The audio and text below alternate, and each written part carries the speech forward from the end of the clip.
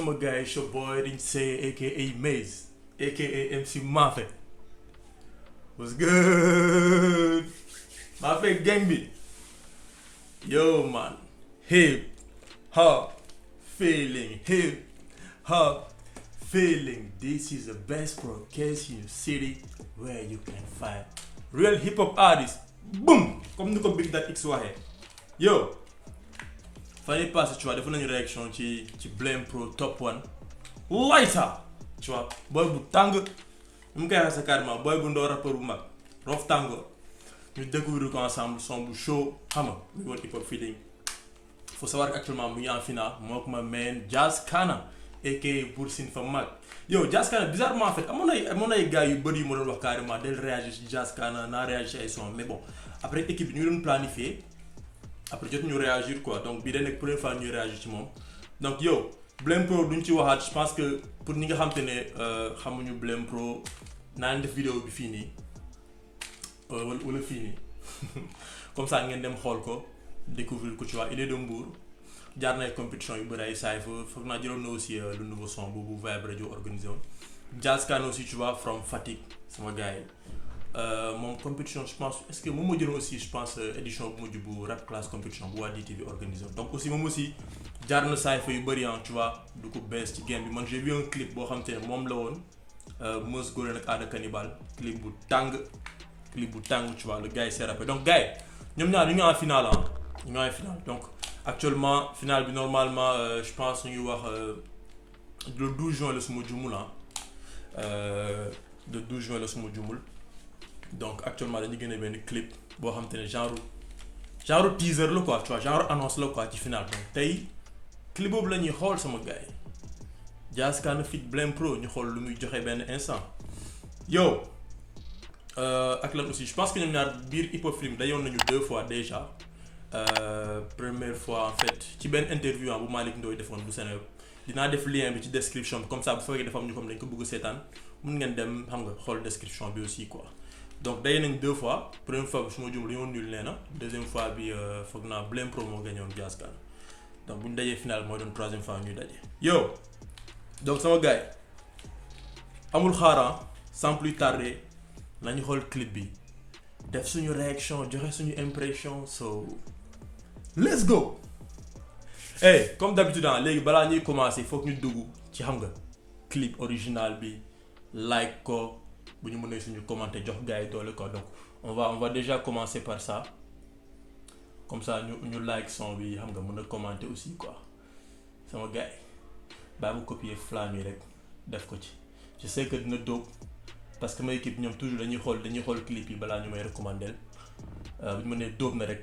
aca bokk ñu dem nañ commenter dem xool quoi yow alors yox la mbokk yi bis du tuuti boromam lay tollool yéen a ko doon xaar agsi na final hip hop feeling ñaari xale yi ñoo gën a xarañ ci ñu nekkoon ci jongante bi Jazz Kane Blame Pro ñaari xale yi yegsi nañu mbokk yi ay ca Jazz Blame Pro ngeen ne Fatick laa jógee classe ni kof mu andil ma maxu doom te ku la mën ci rab xaru la rek wala ñàkk jom Fata ci suma koy Dakar kenn ci yéen bu ma ne bàyyil jàmbur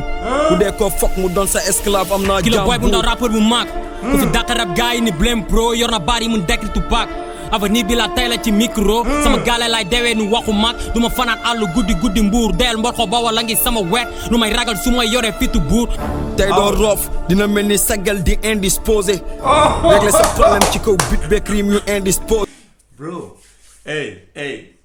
ni ko Didi di waxee tu vois your energy introduces you before even you speak c'est-à-dire que balaa ngay wax sa énergie bi ngay dégager dalay wax mais boo xoolee Jazz Kane c'est-à-dire que fu mel ni saa yi clash la duggee quoi xam nga coup d'épaule bi nii carrément nee na ko tey loo rof tam saa yi mooy rof tàngoor geen yow saa yi ça commence fort geen ça commence fort fañ delloo ko som dina mel ni sagal di indisposé régler sa problème ci kaw bit beeg rim yu indisposé final bi munta ñàkk bëri wax ja foofu next level la bro next level la nee na ko carrément da nga mel ni tey ji xoolal indisposé maanaam ko gis ay yaagam tu vois nee na ko aussi ak ay rimes yu indisposé ay rimes yu dal te pour le moment da ngay sentir différence boobu noonu quoi tu vois Blame Pro double time bi fast flow bi Jazz Kana dafa dal aussi mu ngi teg mais sale.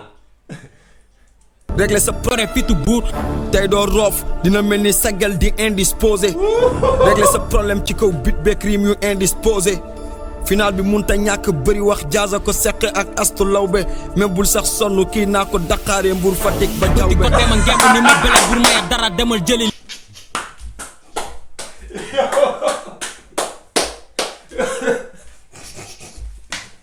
Bro, hey, that's savage, bro. Hey, c'est sauvage, frère. Bro, Asulove, fat pajama, bro. That's nasty, boy. Yo, Jazz Kana, dafa mel ni dafa ñëw pour rag. Dafa xiif saa yi quoi. Dafa ñëw pour rag directement. Ramzy dafa percutant quoi, tu vois. Et puis dafa mel ni genre agressivité ci Ramzy. Yo, c'est chaud. posé final bi munta ñàkk bëri wax jaaza ko seq ak astu lawbe même bul sax sonn kii naa ko daqaaree Mbour Fatick ba jawbe di ko deema ngemb ni ma belen bur maya dara demal jëli li nga moom kon dofuma bay teggi tànk lu raw ba kan laa si teg jàmm du am dañ ko xaaree ba mu yegg dofuma bay teggi tànk lu raw bakkan laa ci teg tu vois teggi tànk teg bakkan non c'est nice jeu de mots bi c'est nice kon dofuma bay teggi tànk lu raw ba kan laa si teg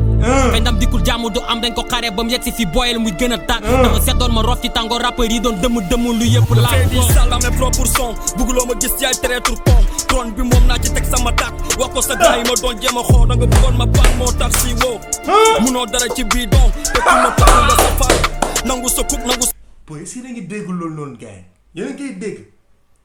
da nga bëggoon ma paan moo tax si woo munoo dara ci biir bidon pan comme paanu ndox siwo comme siwo ndox bidon comme bidon en même temps aussi da nga bëggoon ma paan moo tax xam nga siwo tu vois munoo dara ci bidon don rap bi carrément si ngeen double sens muy jox game ak wordplay bi carrément high level bro high level man high level traître con trône bi moom naa ci teg sama tàkk yëpp laa fee di sàlla mes propres sons bugguloo ma gis yaay traître con trône bi moom naa ci teg sama tàkk wax ko sa grand yi ma doon jéem a xoo da nga bëggoon ma paan moo tax si woo munoo dara ci bidon tëkku nga sa fan nangu sa kub nangu sa fan criminel dama coupable zéro pitié ki la suur def sa rule sama trophée da nga bëgg a raak futee cool su ma lay fokk du la yërëm ni xoñu topp jum jeeg man la aadamo pour ma régler sa cas munul jafee ni boss de négri dama bakkaar ni kuray nit dama sadik ñi me guerre référence yi bro référence yi I like that yeah man lighter I like that yo man la Adamo xam nga su may régler sa cas ni mel ni boss de négri Adamo je pense que duñ ko présenter Sénégal tu vois cas yi fi nekk yëpp saa moo koy gérer bro tu vois moom la utiliser ci biir that's nice Adamo pour ma régler sa cas munul jafee ni boss de négri dama bakkaar ni kuray nit dama sadik ñi me guerre mel ni beleen de xale fi déggati wala boog awadi taf tafe tapeti dootoo leen déggati ñëpp lay déggati waxal ma bandi bi maa ngi ci xaddu bi mu dellu job bro def ñu nangu bro hey Jazz Kana il est chaud bro ma man il est chaud change nu flow bi carrément léegi accéléré na ko carrément mais da ko teg ci temps tu vois c'est découpé daggati lourd yo man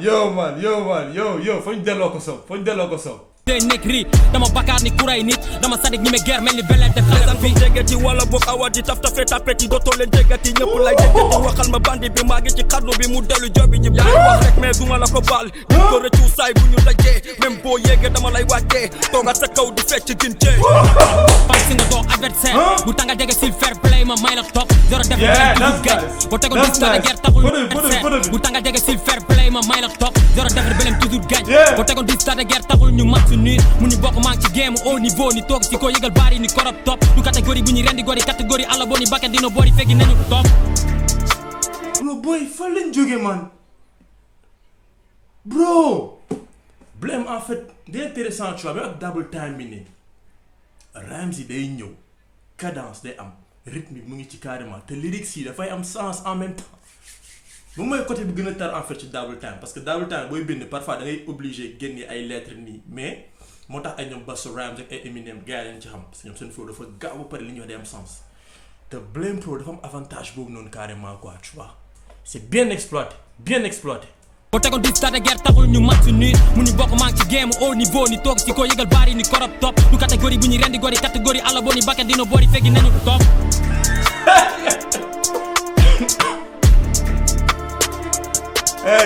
hey final bi du yomb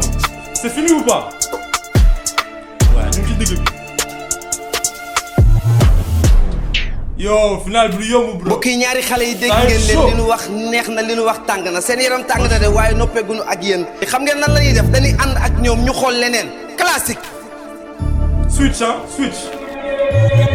kenn bëggul ñàkk fii ku sañoon dangay am lu dul jeex. man sama naqar yéema wër ba sama bànneexi réer. y'a trop de décalage ak yow bokkuñu fusion horaire. lu mu gën a tàng may tàkk belem comme panneau solaire. doo dégg son excellence danga mal bor.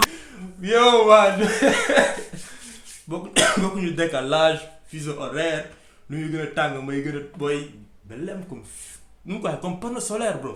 panneau solaire moom yaa ma gën a xam tu vois naaj lay coob tu vois tàngoor lay coob sama gars yi plus muy tàng plus xam nga noonu lañ ko bëggee bro noonu lañ ko bëggee man am na sens fa am sens fa am sens. sama naqar yéema wër ba sama bànneexi réer y'a trop de décalage ak yow bokkuñu fusion horaire lu mu gën a tàng may tàkk belem comme panneau solaire. doo dégg son excellence danga mal borow naa la rabal ba nga tàkk mel ni di la jàppal di la nuka may sa sëriñ di nga sukaali. boy Jaskana bro doo dégg son excellence danga Marlboro excellence Marlboro après am na lu ñuy wax ak effet bi ci sa dama dégg mu ne carrément xaw ma naka mel ni ku la di un truc. bal ba nga tàkk mel ni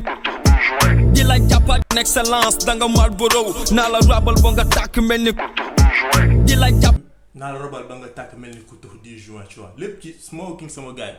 au passage fumer c'est pas bien sama gars yi le faites pas ñi koy def nañ ko bàyyi mais wax fi excellence wax fi Marlboro wax fi carrément ku tux 10 juin frère mais est-ce que li naasul sama gars yi bro yo man. son excellence danga mal horaire lu mu gën a tàng may tàkk belem comme panneau solaire. doo dégg son excellence danga Marlboro naa la rabal ba nga tàkk mel ni di la jàppal di la nuka may sa sëriñ di nga suka li may def la ñëpp bugg adam koy teg mu nice ci gam bi final hip hop feeling la yox la bàyyi ñu teg ci big. hey man yo Jaskana bro flow gambien bi ba pare ne carrément dama koy teg ci biir Gambie foofu man ça me fait penser à deux choses en fait parce que ci Gambie comme boo nee game bi quoi nga lire ko Gambie tu vois maanaam flow bu nice bi mu teg ko ci game bi mais mënoon aussi gamme comme gamme musique xam nga gamme diatonique genre affaire yu mel noonu ñu def cours musique xam nañ li may wax mais aussi mën na nekk gamme comme Gambie parce que flow Gambia la jël ma nigga flow Gambia la jël bro teg na fi flow Gambia man yo ça dafa am flow quoi différent flow à l'aise ci beat bi lourd mel ni di la jàppal di la nuka may sa sëriñ di nga suka li may def la ñëpp bugg adam koy teg mu nice ci gam final hip hop feeling la yox la bàyyi ñu teg ci big di nga am freestyle yi dope et côté rim yu dip benn mic ñaari bandi fii ku yor ñu këf sa fit fekk la jàpp is still you wuute that's the way shit woote ñu dekki laat saay fa battle wane flow taaru mbind mbedd mee ko rekk laame di fan si meloman ñëppay bég le 12 juin stade Iba Mar Diop na ñëpp teew bu kenn des li ñu yàgg jàng ci hip hop la ñuy teew di ko tari di nga jégg ayca on dirait ipongaar yi man ma dëkk Fatick noppi doon setu ma mindis bu kerew ge stade na am xaalis kenn du teema li mooy rap national meloman yëpp la ñu nar dëppal ku parewul pour déglu rap bu baax bi bul fi jégge dina mel ni dileer yi ak waa dig daje final hip hop fling blend jazz jox leen dig daje wuli wa dem na kën waxi mag dem na dañ tàlli ñaari xale yi li ñu wax desu ci dolli dara xanaa di joxe rendez-vous le 12 juin ci 4e édition finale hip hop feeling ci stadium Iba Mar Diop yow mi bëgg a jàppale Blm Pro envoyel BLM au 22 600 wala yow mi bëgg a jàppale Jaskana nga envoyé DIAZ au 22 600 ndax ñaari xale yi ku ci gagné daf label dina la produire album bu ne lumbu defal la clip bu mësta am keneen ki dina am li nga xamante ne mooy épée taf label Fata El Presidente yaay doxal hip hop bi yo bro nee na ko na mel ni booy xoolal waa dikk ak xaw ma bari yow mu demee noonu déjà en fait déjà tu sens que bro compétition am na niveau quoi parce que ñi dem final ça se voit que dañoo am maîtrise quoi tu vois boo commencé boo xoolee ci Blame Pro fast flow bi carrément double time la mais saa su nekk bon flow bi dafa xaw a linéaire benn instant bariwul ay variation mais li gën a intéressant ci double time mooy daf ko maîtriser parce que loolu moo tax gars yi naan ay ñoom Busta Rhymes ay ñoom Eminem gars yi savent ce qu'ils font dañ ko mën parce que booy bind da ngay pour mu gaaw doo mën a dugal mooy yëpp quoi parfois da ngay dindi yenn mooy du coup loolu mën na yàq sens li nga wax mais moom double time bi carrément ba pare wax bi day leer am sens punchline ñu ngi ci biir rime yi ñu ngi ci biir carrément am na maîtrise quoi tu vois am na maîtrise loolu y a pas à dire après man fi ma koy xaw a blâmer un peu tu vois fi ma gis ni dafa ko manqué fii mooy wanewul un peu tu vois d'agressivité dafa bàyyi en fait Jazz Kana beneen sens xaw a mel ko impose aussi moom au départ boo xoolee rhymes yi Jazz Kana teg ay rhymes yu sañaan la andi bàyyi xam nga affaire yu tàng ngir agressif ba pare ñëw xam nga coup d'épaule bi nii et tout Jazz Kana aussi tu vois différents flow bro différents flow yi sadique est-ce que comprendre nga ba pare il joue un peu en même temps aussi tu vois il joue avec ça dafa ñëw pour xeex dafa xiifoo dafa ñëw jéem a co Blame Pro mën la nu muy def trop parce que punchline yi soxor na ci biir next level yi sentir nañ ko carrément est-ce que comprendre bind bi aussi tranquille te dafa ñëw aussi xam nga nice imposé wu à l'aise xam nga c'est beau bro c'est beau en tout cas sama gars yi lii rek la am lu may en fait ci réaction bi ñoo ko gisandoo le 12 juin le final bi vote yi commencé na sama gars yi commencé leen voter just for the love of the game ñoo bokk game bi voter leen seen artiste et tout lii juste avant Ngoulandi kese donc affaire yi le 12 juin la foofu noonu lépp di jouer xam naa ku nekk ñun ñaar kenn nekkul nelaw gars yi ñu ngi xoos di préparer xam nga ku nekk équipe bu ngi koy jéem a game bi tout ça très intéressant donc nañ ko xaar xool que le meilleur gagnant te fexe la mu nekk fair play artiste bu nekk na wax ak ay staffam na wax ak ay fansam lu ko defee gars yi mën na ñëw dal